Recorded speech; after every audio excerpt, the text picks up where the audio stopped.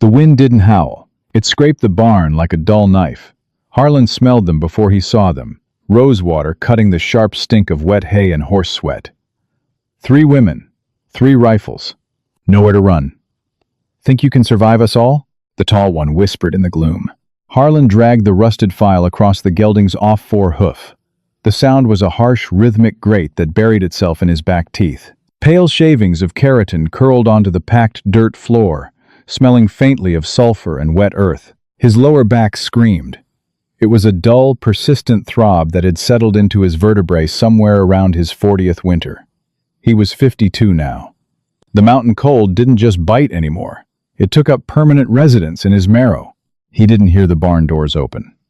He had oiled the iron hinges just 3 days prior with rendered bear fat, a chore he was suddenly regretting. But the air in the barn shifted. It wasn't a sound. Not immediately. It was a sudden, freezing drop in the room's pressure. A draft slicing through the heavy, trapped heat of the animals. Then came the smell. It was entirely out of place here in the high timber, 10,000 feet up the jagged spine of the Rockies. Beneath the sharp ammonia of urine and the musty blanket of curing alfalfa, there was something floral, distant and stale, but unmistakable. Rosewater clinging to unwashed skin and wet, heavy wool. Harlan didn't stop filing. He didn't drop the hoof. He kept his breathing even, counting the beats of his own pulse against his ribs. He knew better than to make sudden movements when the hair on his forearm stood up. He was an old man by the territory's standards. And you didn't get to be old by jumping at shadows. A floorboard groaned. Just a fraction of an inch of give, over by the oat bins. Click-clack. The distinct, heavy metallic locking of a Winchester lever action ratcheting a cartridge into the chamber. "Put the file down, Harlan." The voice was a rasp, stripped of any warmth by the freezing air. But he recognized the cadence. It belonged to a ghost he thought he'd left in a dusty cattle town, 300 miles south. Harlan let out a long, slow breath. The condensation plumed white in the dim lantern light. He gave the gelding's fetlock a final, reassuring pat, slowly lowered the heavy hoof to the dirt, and tossed the file into a wooden bucket. It landed with a dull thud. He straightened up, his knees popping like dry twigs. He didn't raise his hands. He just turned, wiping the sulphurous hoof dust on the thighs of his canvas trousers. There were 3 of them. They fanned out, cutting off the main doors and the side hatch. They looked less like bounty hunters and more like something the blizzard had chewed up and spat out. Their heavy canvas coats were stiff with frozen mud, the hems ragged and heavy with ice. On the left, covering the tack room, was the youngest, Sadie. She held a double-barreled scattergun, the stock pressed tight against her hip. Her lips were cracked, a thin line of dried blood mapping the corner of her mouth. She was shivering, a violent, involuntary tremor that made the barrels of her shotgun chatter slightly in the gloom. On the right, blocking the only window, stood Joe, quiet, heavy-set, with eyes like flat pieces of slate. She held a Colt revolver in a 2-handed grip. She wasn't shaking, but her knuckles were bone white, raw, and wind-burned. And in the center stood Maeve. She held the Winchester. The barrel was pointed dead at Harlan's sternum. Under the brim of a battered Stetson, her face was gaunt, the cheekbones sharp enough to cast deep shadows in the flickering light of the kerosene lantern hanging from the center beam. Her eyes were exactly as he remembered them, tired, furious, and unwilling to concede an inch. "You're a hard man to track," Maeve said. She swallowed hard. Her voice cracked slightly on the last word. She was desperately thirsty. He could tell by the dry, sticky sound of her lips parting. "I wasn't hiding," Harlan said. His voice was a low rumble, gravel rolling over felt. "You girls just took the long way up the ridge. The pass has been snowed in since Tuesday."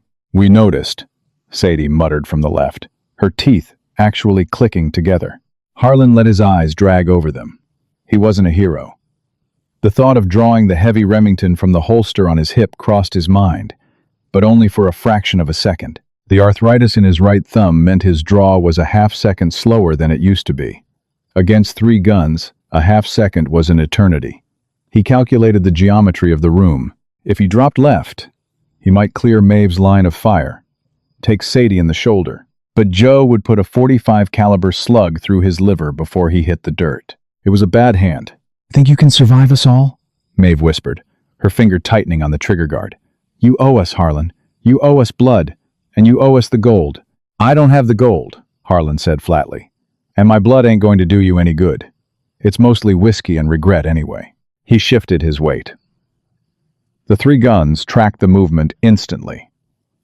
"Don't," Jo warned, her voice a low, masculine baritone. "I'm just cold," Harlan said, keeping his hands away from his sides. "And looking at the three of you, you're about 10 minutes away from losing fingers to the frostbite. Your left hand is completely locked up, Maeve. I can see it from here." Maeve's eyes flickered down to her own left hand supporting the rifle barrel. He was right. The joints were stiff, the skin mottled purplish white. "It's steady enough to pull the trigger," she spat back, forcing her gaze back up to his chest. "Maybe," Harlan conceded, the cynicism heavy on his tongue. "But you shoot me. You spook the horses. They kick the lantern. This whole barn goes up in dry pine and old hay. You burn to death, or you run out into the storm without shelter. Either way, you're dead before morning." He wasn't lying. The wind outside slammed against the western wall of the barn, a concussive force that made the heavy timbers groan in protest. The storm was upgrading from a squall to a full-blown whiteout. The temperature was dropping by the minute. Harlan looked at Maeve. Beneath the dirt, the exhaustion, and the leveling of the rifle, there was a terrible human vulnerability. He remembered the smell of her hair. Free of the rose water, smelling just of clean soap and sunshine, 3 years ago in a hotel room in Durango. He remembered the heat of her skin. Now, she just looked like a frozen corpse refusing to lay down. A heavy, contradictory knot tightened in his gut. He should hate her for tracking him. He should be calculating how to kill them. But all he felt was a heavy, sagging exhaustion. "Put the guns down," Harlan said, his tone shifting. The edge left his voice, replaced by the weary pragmatism of a man who just wanted to sit by a fire. "Before you freeze to death, holding them." Nobody moved. The standoff hung in the freezing air, heavy and brittle. The gelding in the stall behind Harlan snorted, stomping a heavy hoof against the floorboards, restless from the tension bleeding off the humans. Maeve's eyes narrowed. "You think I'm stupid, Harlan?" "I lower this rifle you draw. I know how fast you are." "Was," Harlan corrected, holding up his right hand. The knuckles were swollen, the joints thick and inflamed. "I ain't fast anymore, Maeve. The damp ruins me. Look at me. Do I look like a man looking for a gunfight?" He didn't. He wore a faded, patched union suit beneath unbuttoned suspenders. His beard was more gray than brown, wild and unkempt. There were dark, bruised bags under his eyes. He looked exactly like what he was.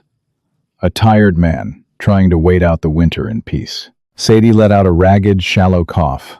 It rattled in her chest, wet and heavy. She lowered the scattergun by an inch. "Maeve," she rasped. "I can't feel my toes. I haven't felt them since we crossed the creek." "Shut up, Sadie," Maeve snapped, never taking her eyes off Harlan. But the desperation in her sister's voice made the barrel of the Winchester waver, just a fraction. Harlan saw the fracture. He pressed his thumb against the wound.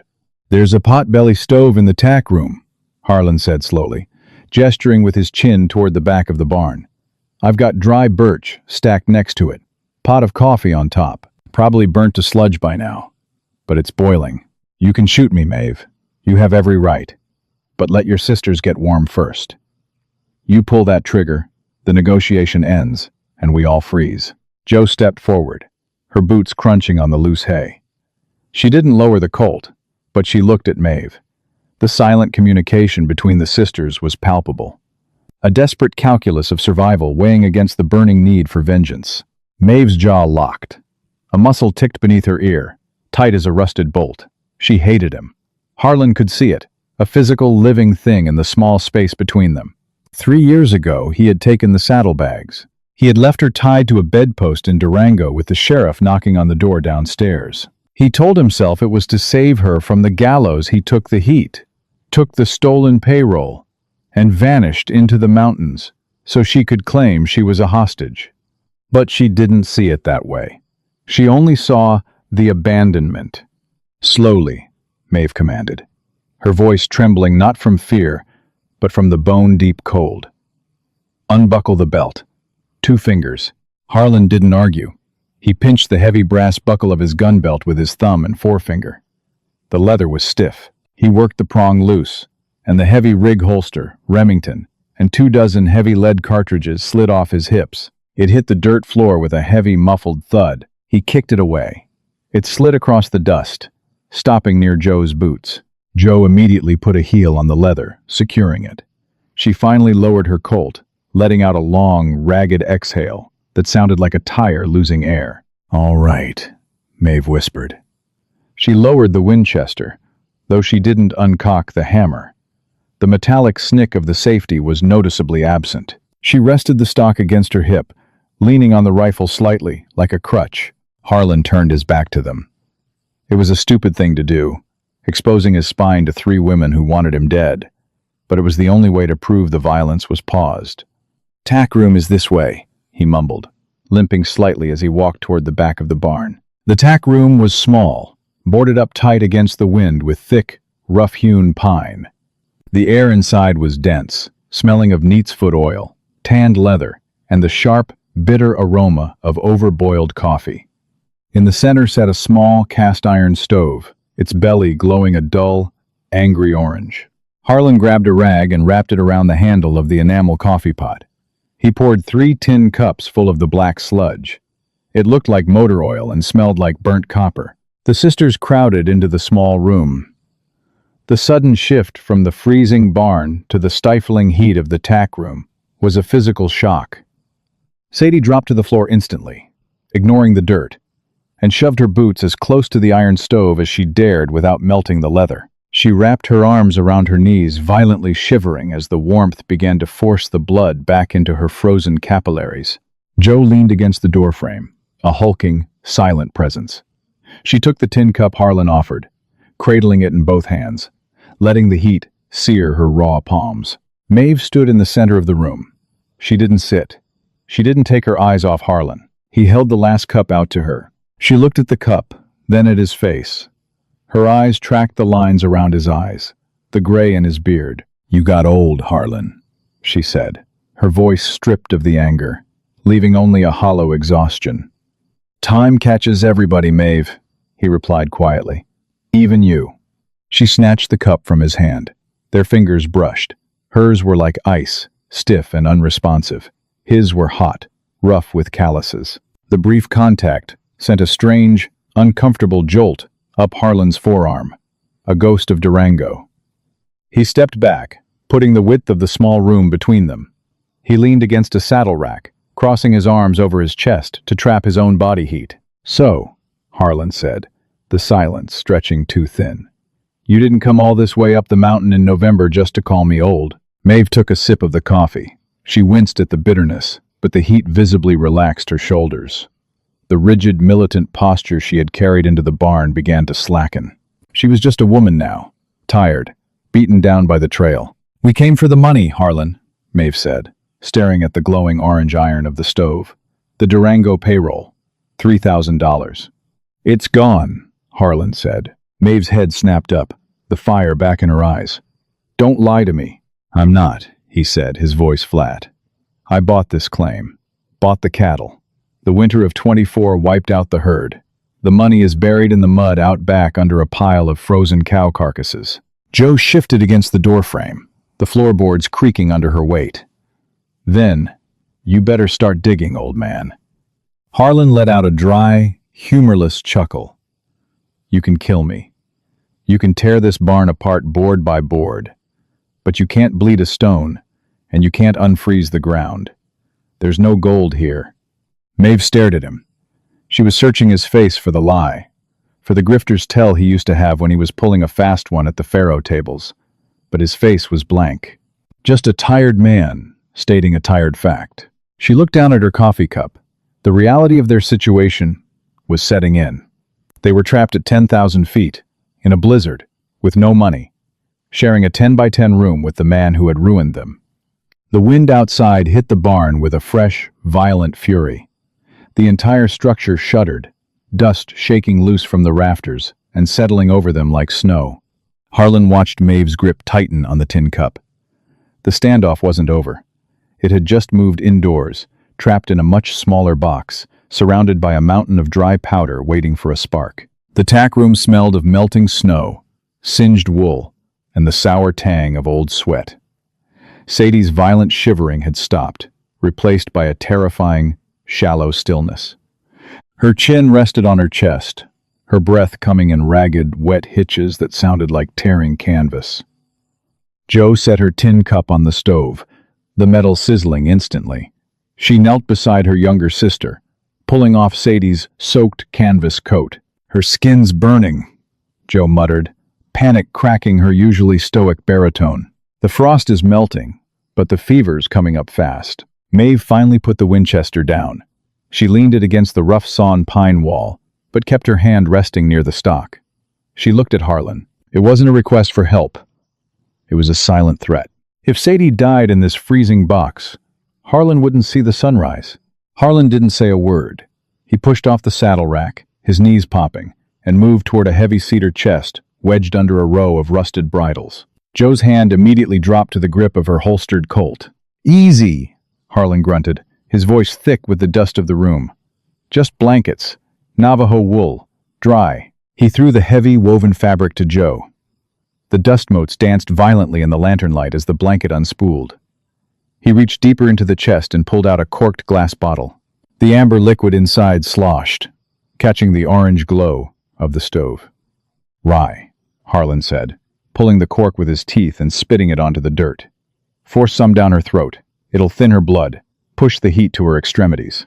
Maeve took the bottle from him. She didn't say thank you. She knelt beside Sadie, tipping the girl's head back. The whiskey spilled down Sadie's chin, mixing with the dried blood at the corner of her mouth, but she swallowed. She coughed violently, a wet, rattling sound, but color faintly began to spot her pale cheeks. Harlan slumped back onto the dirt floor, crossing his legs. The cold from the ground seeped through his canvas trousers instantly, settling deep in his hip joints.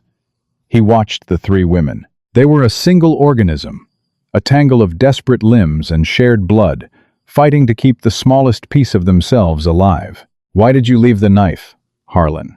Maeve's voice was barely a whisper. She didn't look at him. She was rubbing Sadie's frozen hands between her own, generating whatever friction she could. Harlan closed his eyes. The memory tasted like copper on his tongue.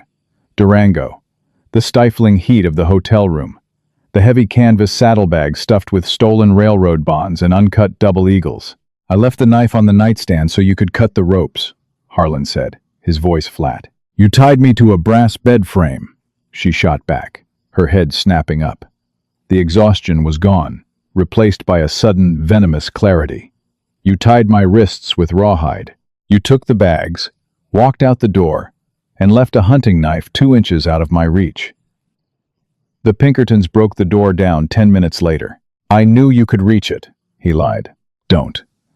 Maeve's voice cracked like a frozen branch. "Don't you dare play the saint.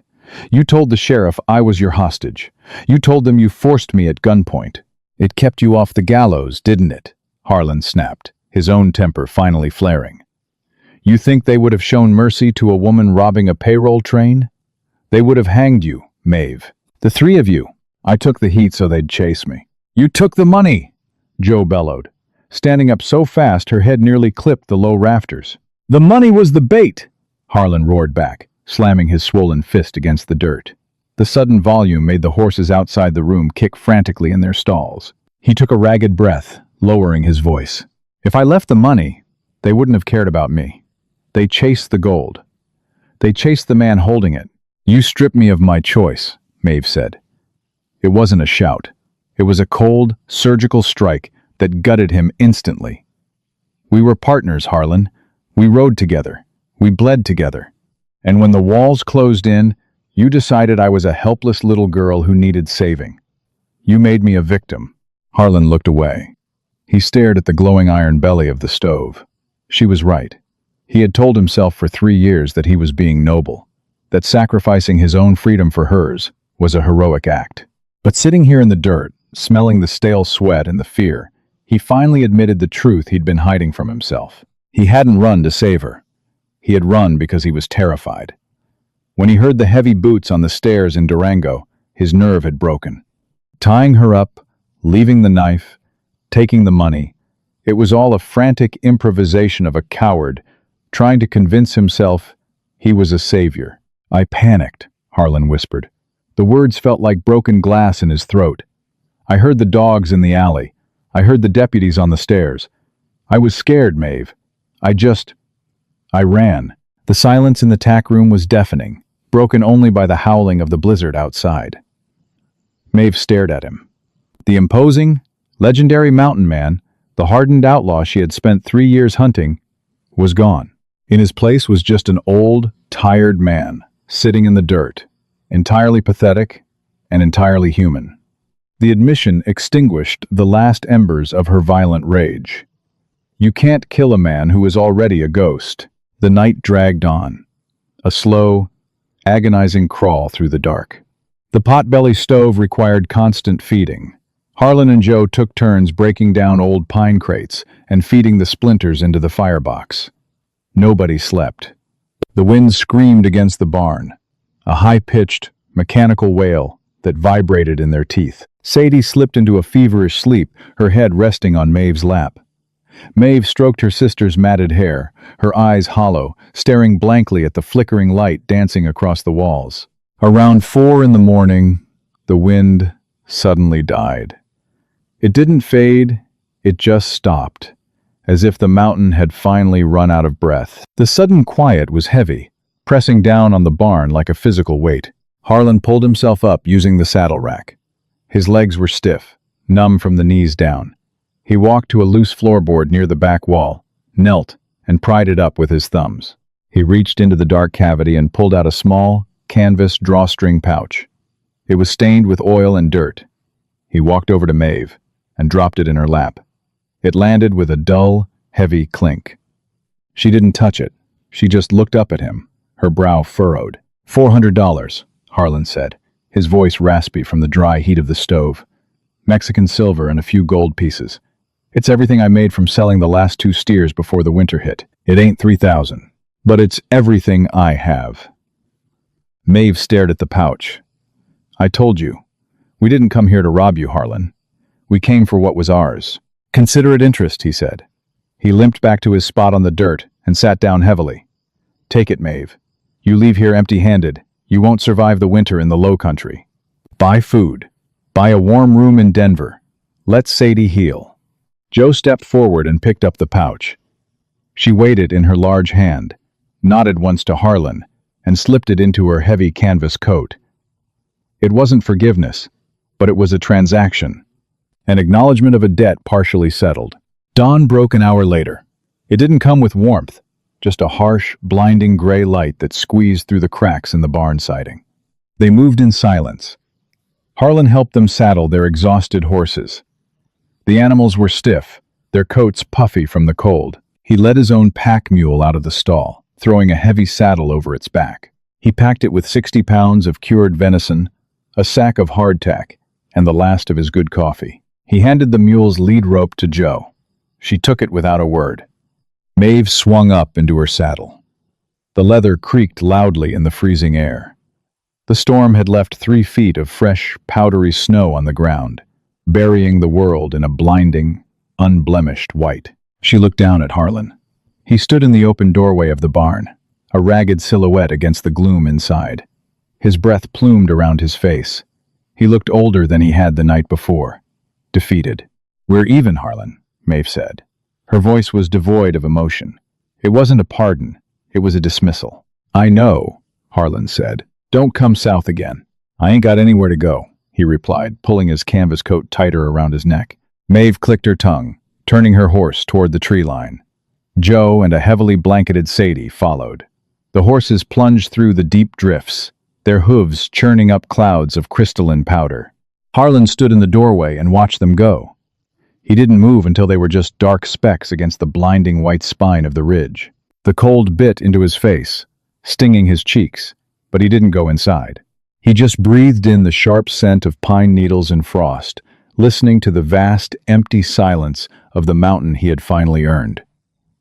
If you made it through this blizzard and felt the grit of the high country in your teeth, you belong around our campfire. Stories like Harlan's don't have clean endings, just survivors. Hit that like button to show you survived the night. Share this tale with anyone who appreciates a raw, unforgiving Western, and make sure you subscribe to the channel. We've got plenty more dust, gunpowder, and broken promises waiting for you down the trail. See you next time.